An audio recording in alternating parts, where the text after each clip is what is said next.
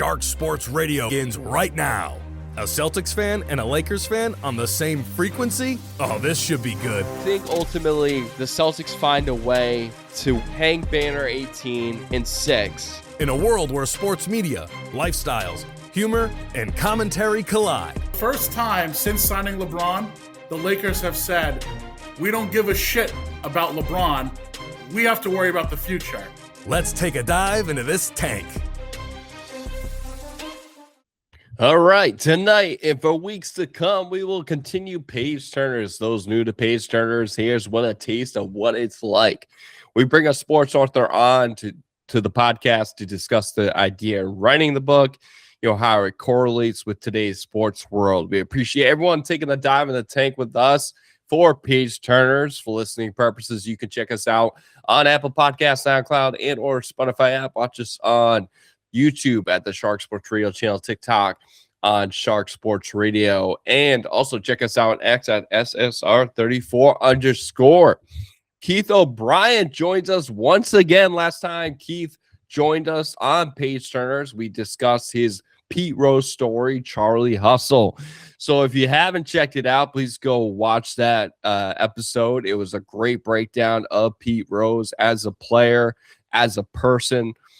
Keith has written 5 books, won the PEN America Award for Best Biography, and has contributed to multiple publications over the years.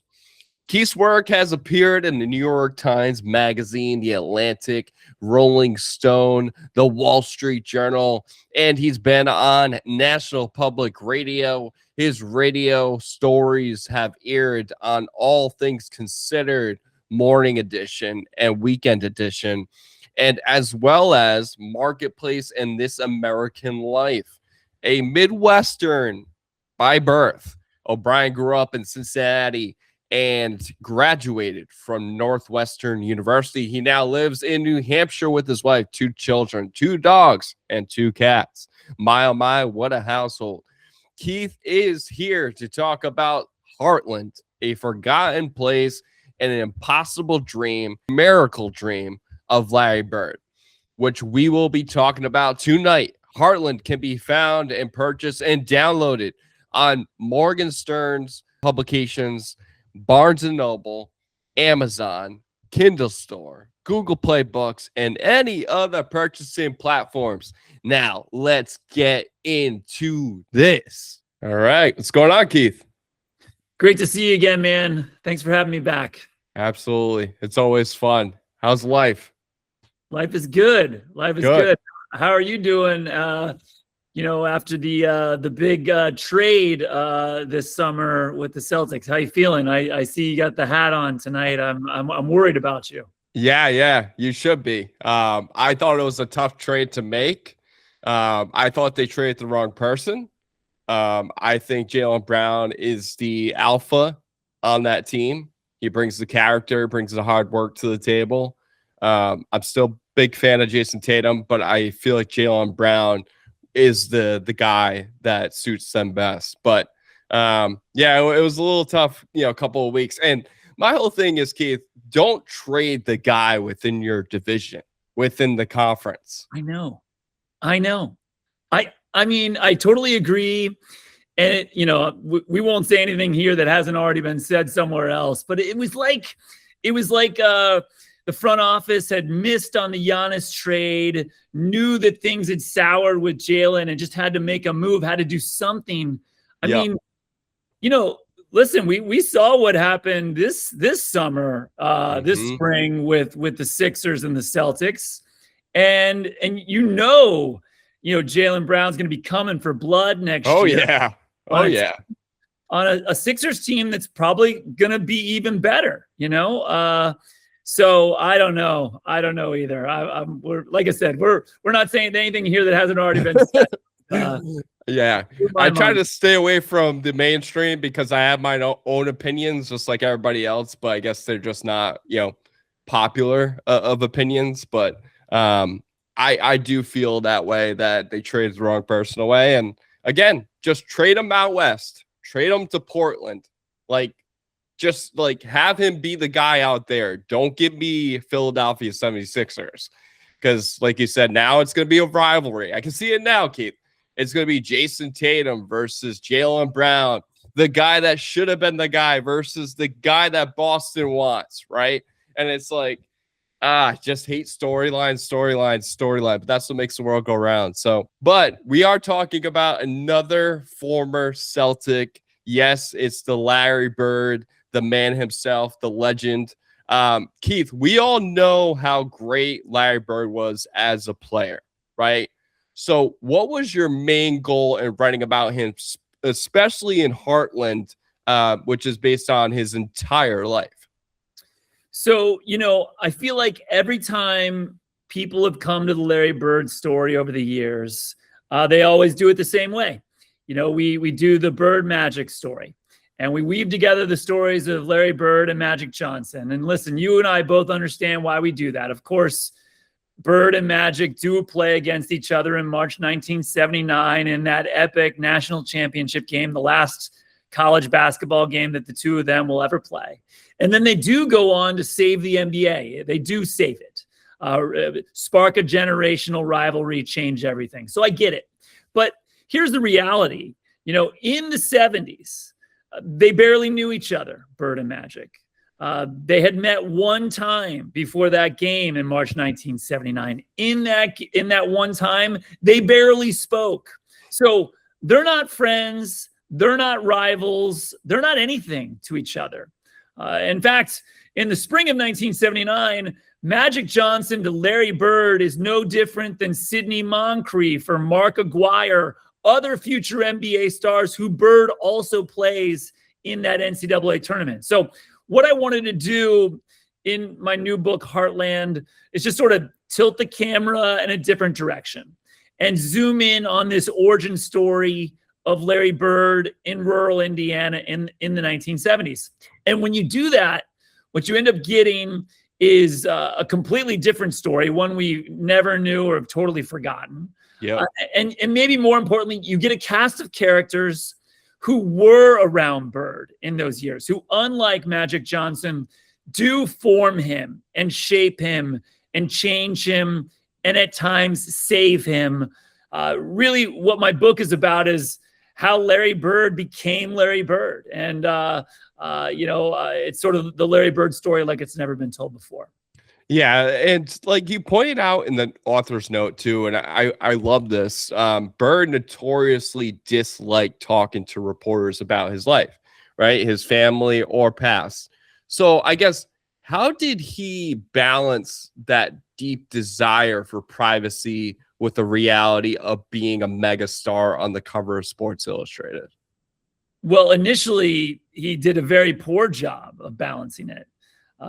Bird comes from, as many Celtics fans know, from French Lick, Indiana. But what most people don't know is that in the 60s and the 50s, when Bird is growing up, 70s, French Lick is one of the poorest places in Indiana.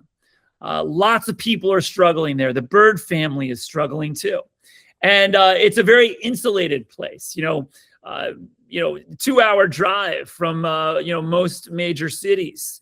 Hard to get there even today. I spent a lot of time in French Lick, in, that part of Indiana during the reporting for my book. And, Bird nearly slips away before he makes it to Indiana State, nearly disappears forever. I do believe there's an alternative universe where he does never become a star. But when he does not handle the spotlight well. He can't do it. He can't talk about himself. He can't give, the basic answers. He can't stand that people are digging into his personal life, even though at the time they're just looking to tell this epic underdog story, this incredible story. In the reporters' minds, it's all positive. Bird can't handle it and really shuts down. And for about 2 years has a very confrontational relationship with the press, especially the print media, won't give interviews at all. None of this would fly in 2026. None of it would happen like this. And, In fact, as you know, since you read the book, Bird does and says things on and off the court while he's at Indiana State that, would bury a player in the 2020s. Pretty questionable. So at a young age, right, Larry's brother, Mark, was really considered one of the best shooters in Indiana, while leaving Larry out of a lot of the pickup games. So do you think that memory of not being picked kind of helped him to have that edge, that legendary ultra competitive drive? I do. The Bird brothers, Mike was the oldest, Mark was next, Larry came third, are born, within 4 years of each other. And it is a rough and tumble family. I interviewed multiple people who grew up with the Birds, and told me epic stories of some of the, throw down, knock down, fights and games that they would have against each other. And as you said, Larry's the youngest. He's smaller than them. He's not invited at times, especially when he's really young, to play in their games. He takes it personally. He doesn't like it. He carries a chip on his shoulder from a young age. And yeah, I do think it helps. Listen, one thing that all the great athletes have, from Tom Brady to Tiger Woods to Michael Jordan to Larry Bird, is they do have this chip on their shoulder. They carry grievances with them. They want to settle these grievances on the court, whether they're real or not, or on the golf course or on the field. These are qualities that a lot of great athletes have, and yeah, Bird has them. They're born into them, from those early days in French Lick and West Baden, Indiana, these two little towns where he grows up. In some of those games against his brothers. The father figure side of things. I know Larry's father passed away by suicide in 1975. When Larry was 18 years old. How do you think his path to maturity and leadership differed because he lacked that traditional father figure heading into college?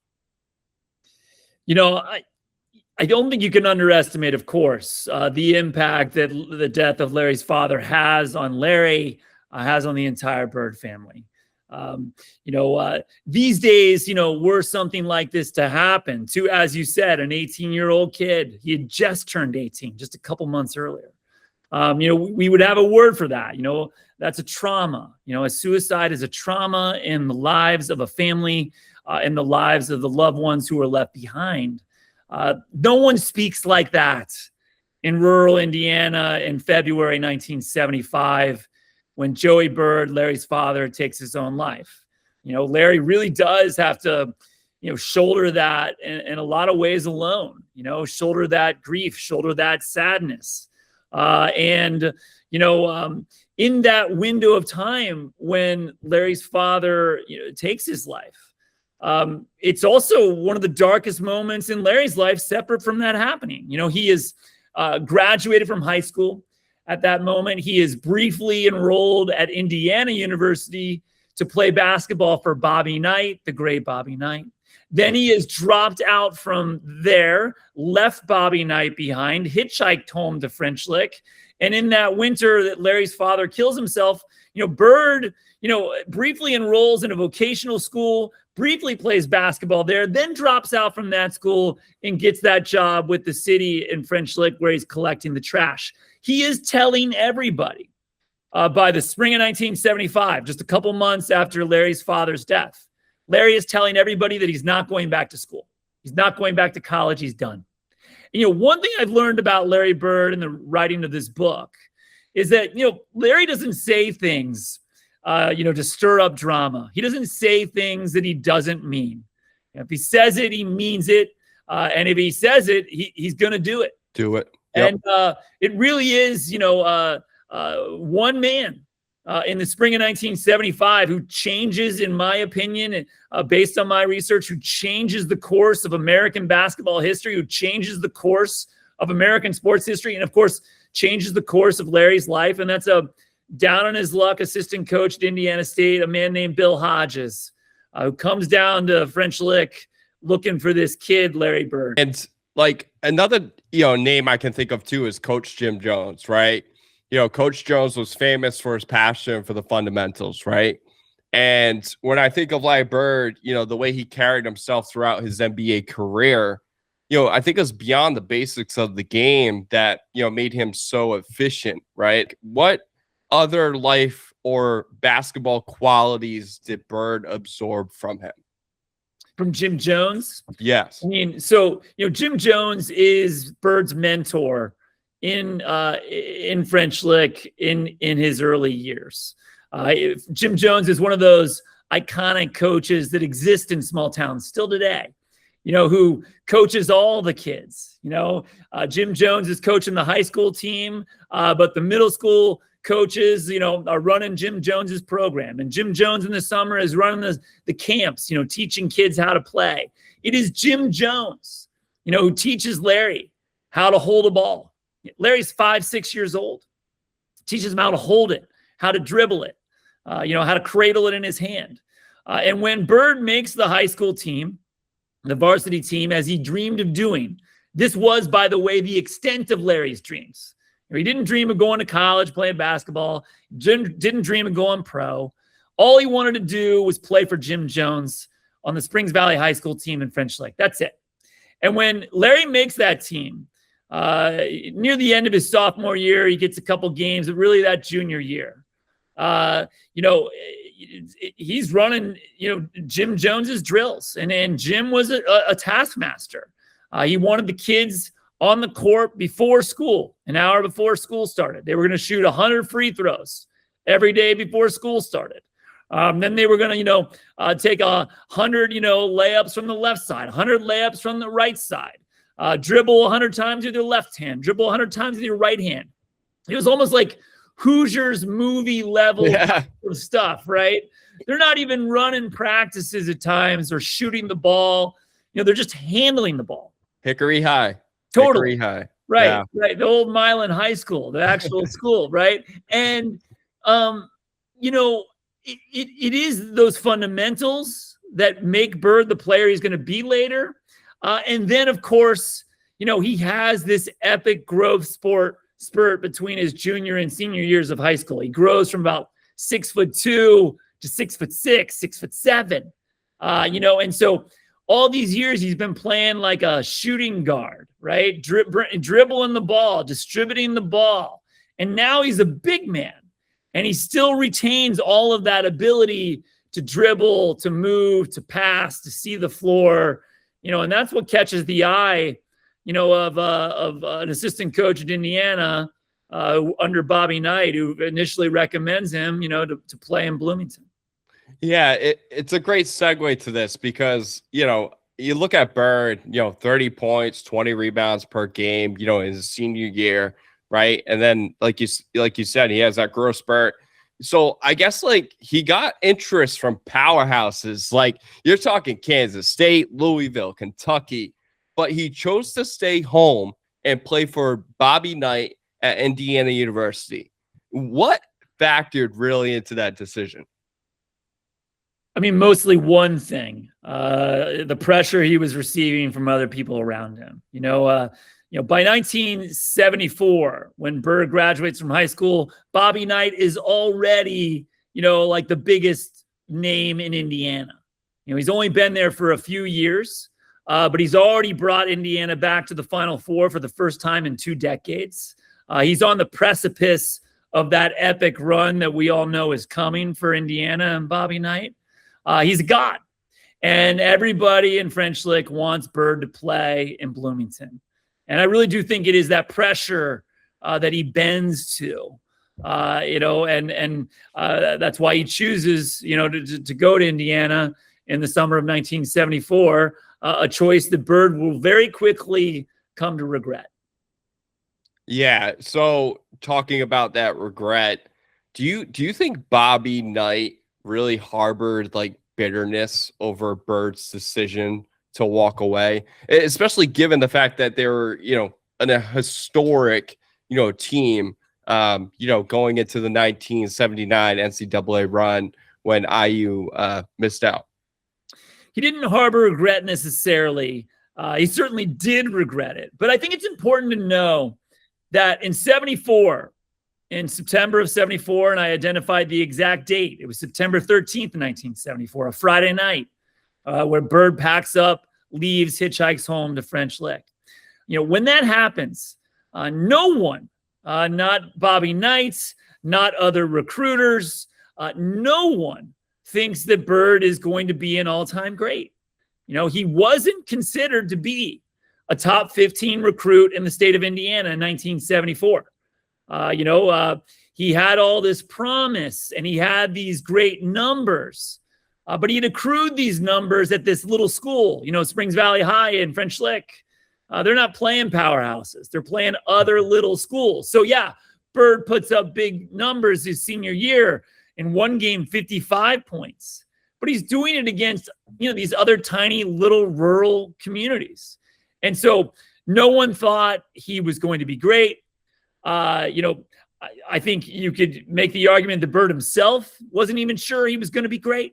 Yeah. That is a truly great team in Bloomington in the fall of 74. Over the next 2 years without Larry, they're going to go 63-1. They're going to lose one game in 2 years, come that close to going back-to-back NCAA titles. I wish I did that in high school. I mean, it's insane. So, I think what Knight suffers from in that moment is the kind of flaw that brings down lots of men. It's hubris. He knows he's great. He knows the team in the locker room is great, and he doesn't believe he needs Bird. As he says that night, the night that he leaves when he's tracked down by a reporter, Knight says, we've accepted it. He's not going to go grovel and try to get this kid back. Yeah, and I look at the Indiana State team going 33-1 overall, 16-0 in league play. That singular season has to go down as one of the best in college history. I mean, that's just impeccable. It's hard to do, especially being Indiana State. Everybody has their eyes on the blue blood teams, but when you look at it, Indiana State had no business doing it, but they did it at a high level, and really Larry Bird carried them in great form. I mean, when Bird goes to Indiana State in the summer of 1975, sort of saved and discovered in French Lick by Bill Hodges, an assistant coach on that team. Bill Hodges convinces him to come back to school. Bill Hodges changes basketball history. Indiana State can scarcely fill its gym. High school teams in Indiana are outdrawing Indiana State easily. No one cares what's happening in Terre Haute. No. And, for the first 2 years that Bird is there, the national media doesn't care either. Indiana State is good under Bird. Bird puts up great numbers his first year, but it's Indiana State. It's in the hinterlands of NCAA basketball. It really only is in the fall of 1977 when Sports Illustrated puts Bird on the cover of its college basketball preview issue, a famous cover that lots of your listeners and viewers will remember, which I write about at length in my book, because I do believe that is the moment. When Bird appears on the cover of Sports Illustrated in November 1977, that is the moment, that Larry Bird becomes Larry Bird. And I interviewed everybody around that photo shoot. The sports information director who set it up, the still surviving cheerleader who was on the cover with Bird, the photographer who shot that cover, because that day and that cover, really does change everything for him. Much to Larry Bird's chagrin, he will never have another anonymous day in his life, after that magazine issue comes out.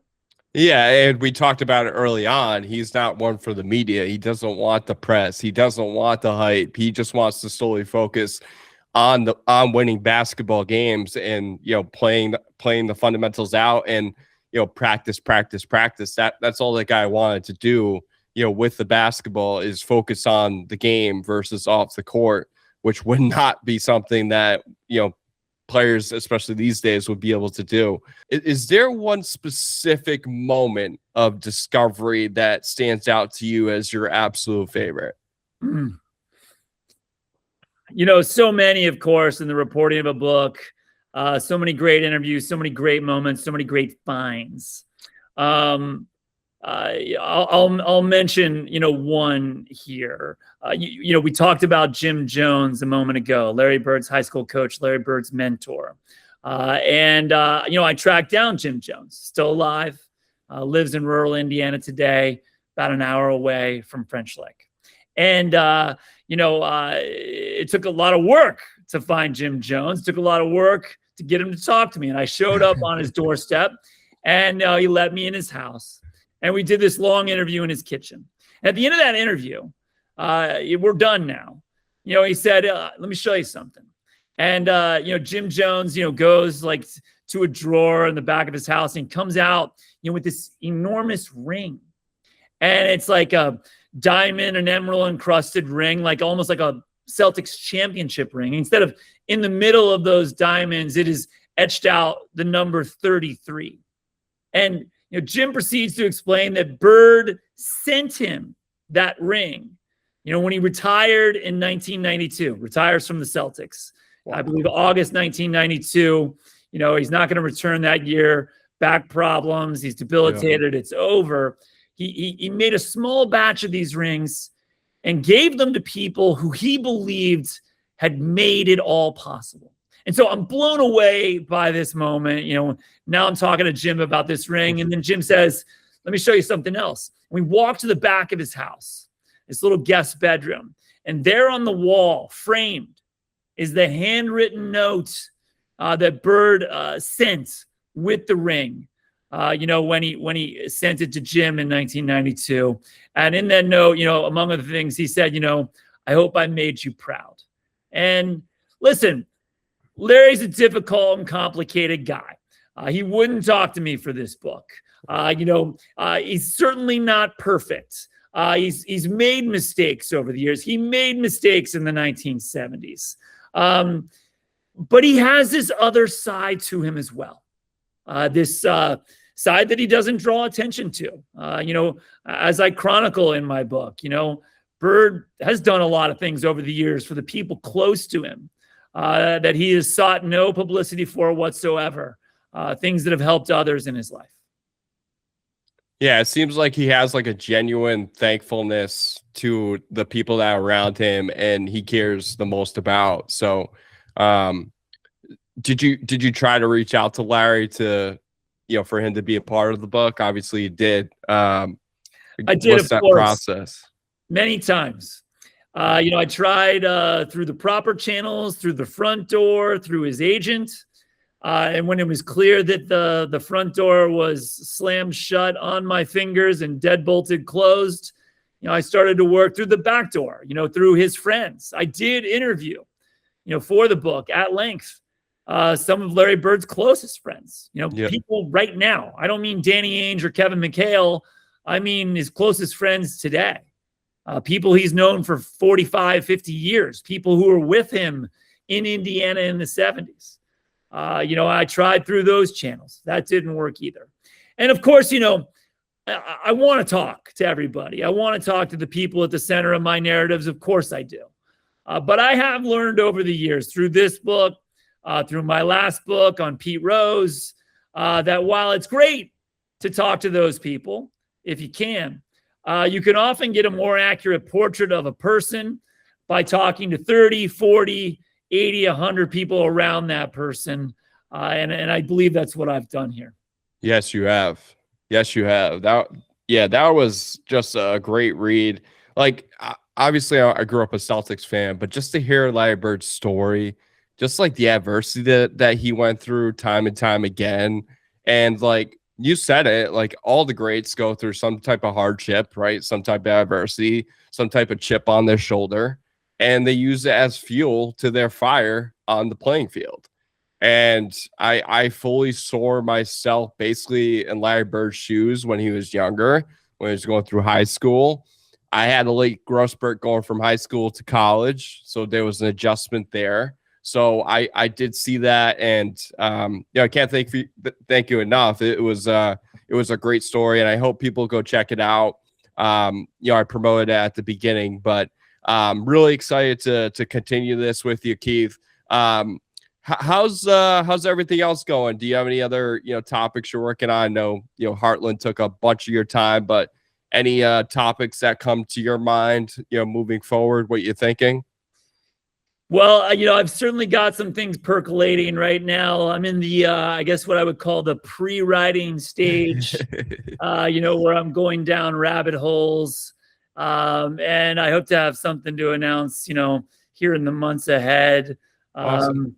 But it's been a gratifying run here this spring and summer with Heartland.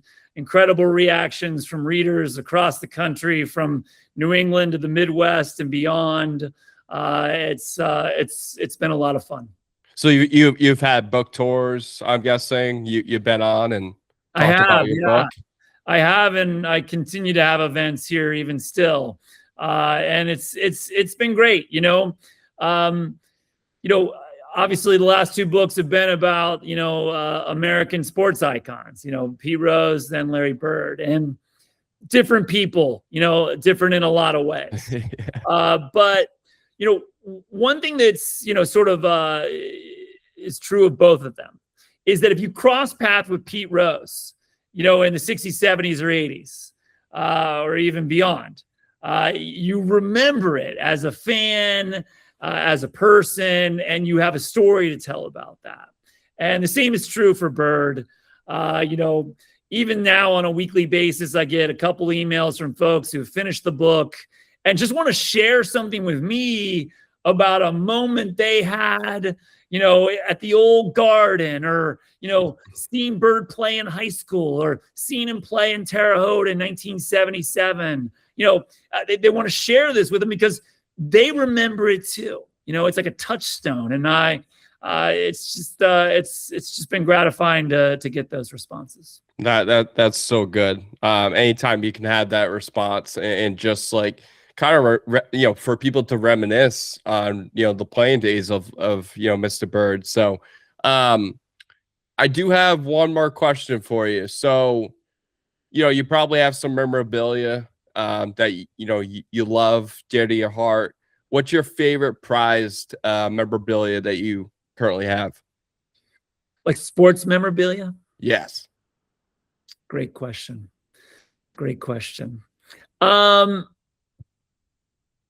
got some things, of course. What I'll mention here is personal, a little bit personal. I'm from Cincinnati originally, born and raised, and I was the best man in my brother's wedding about 15 years ago. And his wife had a connection with Johnny Bench, the all-time great catcher, arguably, in my opinion, the greatest catcher of all time. I think most people would agree. And as my best man present from my brother, I got a signed Johnny Bench jersey. But instead of just having Johnny Bench's signature on it, it says, "To the best man, Johnny Bench." Oh, that's so good. Here on the wall of my office, and it means a lot because it ties a lot of threads together. Family, sports, my Cincinnati heritage, all of it.